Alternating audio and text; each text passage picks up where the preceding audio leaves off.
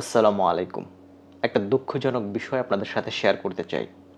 আমার মনের কোণে ছোট্ট একটু আশা ছিল যে জনাব তারেক রহমান যদি দেশের নেতৃত্বে আসেন, ক্ষমতায় আসেন, তাহলে কিছুটা পরিবর্তন আসতে পারে। গতানুগতিক যে ধারা চলছে, যেমন ২ নারী দীর্ঘ সময় দেশ শাসন করেছে। সুতরাং সেই থেকে কিছুটা পরিবর্তন আসতে পারে। কিছু পুরুষওয়ালী চিন্তাভাবনা আসতে পারে। কিন্তু তার সাম্প্রতিক সময়ে বেশ কয়েকটা কথা আমাকে খুবই হতাশ করাচ্ছে। জানি না আপনারা কিভাবে নিয়েছেন। বক্তব্যটা উনি বেশ কিছুদিন আগে দিয়েছেন। তারপর থেকে আমার মাথায় ঘুরছিল। কিন্তু তারপরে আমি এটা নিয়ে কথা বলতে চাইনি। কারণ হচ্ছে চিন্তা করেছি যে একটা কমিউনিটিকে আমার বিরুদ্ধে ঠেলে দেওয়ার কোনো দরকার নেই। অযথা এটা নিয়ে কথাবার্তা বলার কোনো দরকার নেই। কারণ আমি তাদের প্রতিপক্ষ না। সুতরাং এই বিষয়গুলো নিয়ে কথা বলে বলে তাদেরকে শত্রু বানানোর আমার কোনো দরকার নেই।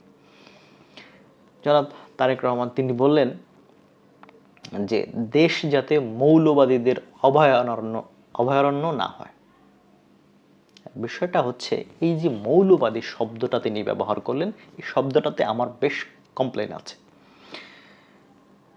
মৌলবাদী শব্দের অর্থ কি? আপনি যদি একটু গুগল করেন এটার অর্থ আপনি পেয়ে যাবেন। মৌলবাদী বলতে যারা ধর্মকে কঠিনভাবে মানে তাদেরকে বলা হয় মৌলবাদী। মানে মূল শব্দের অর্থ হচ্ছে মূল। ধর্মকে যারা একেবারে ধর্মের মূলটাকে যারা আঁকড়ে ধরে থাকে তাদেরকে বলা হয় মৌলবাদী। এখন এই শব্দটা ব্যবহার করা হচ্ছে কি প্রসঙ্গে? এই শব্দটাকে ব্যবহার করা হচ্ছে ধর্মান্ধদেরকে নির্দেশ করার জন্য। এখন আমি বেগম জিয়াকে এই ধরনের শব্দ ব্যবহার কিংবা এই ধরনের কথাবার্তা, এই ধরনের বক্তব্য দিতে শুনেছি বলে আমার মনে পড়ে না।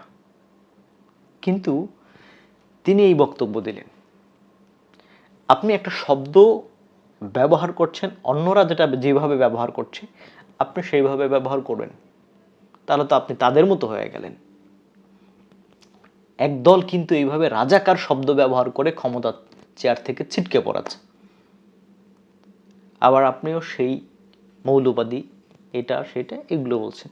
অনেক হুজুররা এটা নিয়ে সমালোচনা করছে এবং তারা এটাও বলছে যে হ্যাঁ আমরা মৌলবাদী। কেমন লাগে এখন? প্রতিপক্ষ বানালেন আপনি হুজুরদেরকে।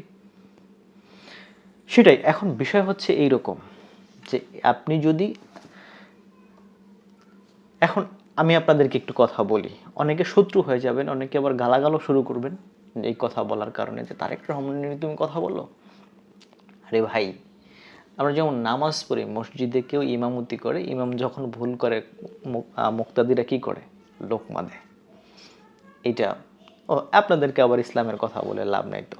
জনাব মির্জা ফখরুল ইসলাম আলমগীর তিনি বলছেন যে আমরা খিলাফতে বিশ্বাস করি না, আমরা গণতন্ত্রে বিশ্বাস করি, খেলাফত এসবে বিশ্বাস করি না। বক্তব্য দিয়েছে, ভিডিও আছে আমার কাছে।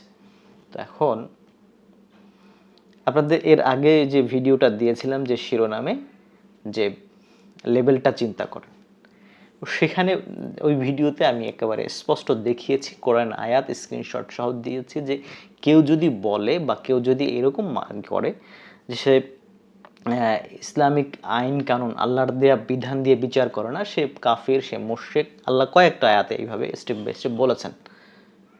তাহলে আপনি যদি বলেন যে আপনি একটা জিনিস হচ্ছে কি, আপনি আল্লাহর দেয়া বিধান মানতে পারছেন না বা কোনো কারণে আপনি সেটা থেকে দূরে আছেন, সেটা আপনার অন্য বিষয়। আল্লাহ চাইলে সেটা মাফ করতে পারে।